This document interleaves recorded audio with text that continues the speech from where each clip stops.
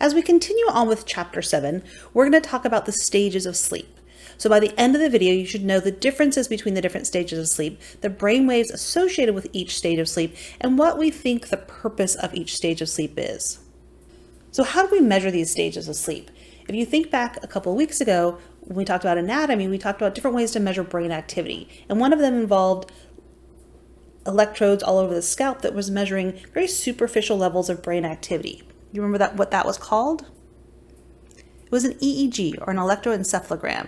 And here you see the different patterns of brain waves we see when people are sleeping using an EEG.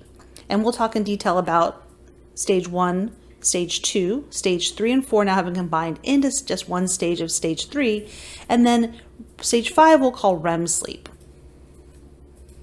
In addition, in a sleep lab, they often use what's called a polysomnograph. So you can see here this individual hooked up to the electrodes they're measuring the brain activity, but also here measuring their breathing, their pulse, looking at eye activity, a variety of different things to get a bigger picture of what's going on when an individual sleeps. So in stage 1, sleep has just begun. The EEG is dominated by irregular, jagged, low voltage waves. These are known as theta waves. And so you can see here the difference between being awake when we see what are called beta waves, and in stage 1 where we have theta waves. And in between these often we have what we call drowsiness, which would be dominated by alpha waves. And that's, if you ever heard of the acronym BATS, drink blood, that's the BAT. The B for the beta waves when we're awake, then the A for the alpha waves when we're drowsy, and then in stage 1 we have these theta waves. So this is when brain activity has begun to decline, your muscle activity is slowing, there might be an occasional twitching, and in good sleepers, this is only going to last for 5 to 10 minutes. Now, if you want to know when you go from stage 1 to stage 2, you can take a spoon and you can kind of hold it off your bed. You say your phone, but you don't want your phone to fall on the ground and break. And if you just hold that spoon, when that spoon drops and makes a noise and wakes you up, that's how long it took you to go from stage 1 to stage 2. So stage 2 is characterized by what we call sleep spindles, and these are bursts of activity that last about a half a second. And then we also have K complexes. So K complexes are a sharp, high amplitude positive wave followed by a negative wave. So you can see here, this is what a K complex looks like, and this is a sleep spindle with its burst of activities.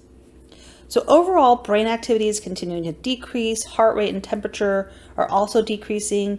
So this is considered light sleep, and we actually spend the majority of our night's sleep in this stage of sleep. So these sleep spindles and potentially the K complexes seem to be really important in memory consolidation. There's a lot more sleep spindles often after we've learned something new. So it's involved in memory and learning, as well as a stabilization of our sleep. So we think that these types of brain waves are somehow suppressing cortical activation, so kind of keeping us from being aware of the unimportant sounds that are occurring in our environment. So as we move into stage 3 sleep, this is known as slow wave sleep or deep sleep. So these are characterized by very slow, large amplitude waves or delta waves. Our heart rate's continuing to slow even more, our breathing rate, our brain activity, all are really slowing down. There's also really highly synchronized neuronal activity during this time, which we think is important in one of the functions, which is to remove waste during this slow wave or deep sleep. So during slow wave sleep, we have waste removal, repair, regeneration of tissue. This stage is also when you hear about people who sleepwalk or have night terrors, it occurs in this deepest part of our sleep, not REM sleep, which people sometimes mistakenly think. So night terrors and sleepwalking tend to occur in this deepest stage of sleep. Now, stage 3 used to be differentiated into stage 3 and stage 4, and you may see that somewhere. I just recently changed to just calling it stage 3 sleep. I'm not sure why they just combine it into one, except for the fact that it is characterized, both stages were characterized by these large amplitude delta waves. All of these important things seem to happen in during that whole period.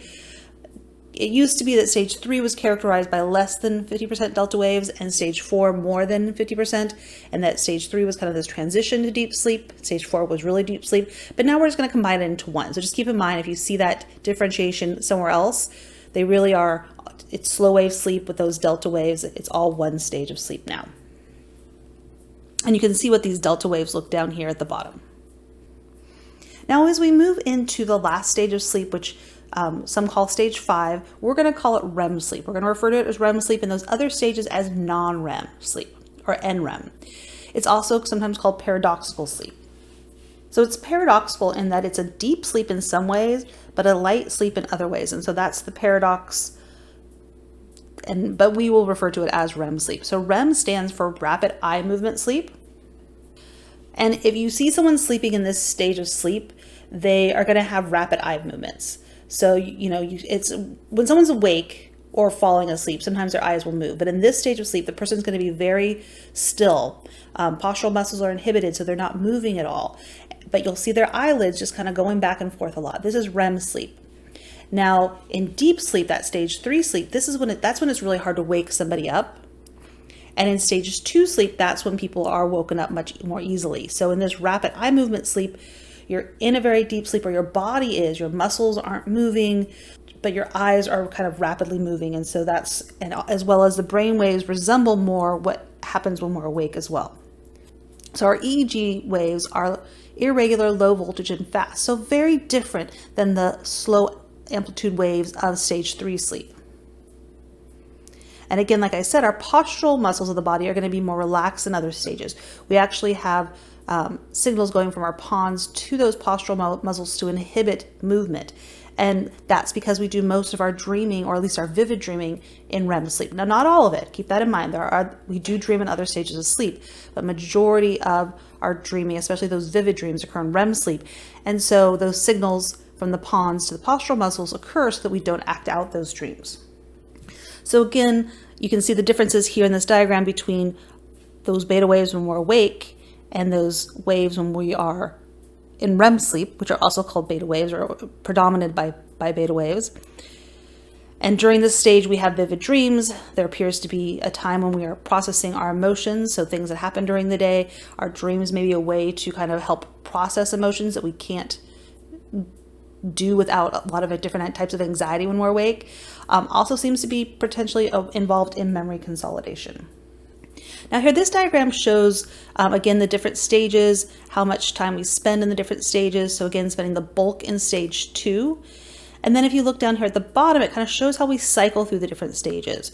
So we're awake, and then we go into stage 1, then we drop down to stage 2, then we go into stage 3, and then we'll cycle back up to stage 2, and then go back and go up into REM. And then from REM, we're going to cycle back to stage 2, down into stage 3. We might go a little bit up into stage 2 and then go back to stage 3. Again, that deep sleep. So if you see here in the earlier parts of the night, we have a lot of deep sleep that's occurring. And again, that deep sleep is really important. We think that our brain is kind of being cleaned out by something called the lymphatic system in that period of time. So it's important to get that good early part of the night sleep. And then you see here, we'll cycle from that stage 2 back up into REM. And then in the latter parts of the night, you see we don't really go back and have much more of that deep sleep. We go really from REM to stage 2, maybe a little bit of stage 3, but then back up into stage REM, and then stage 2, and then REM again.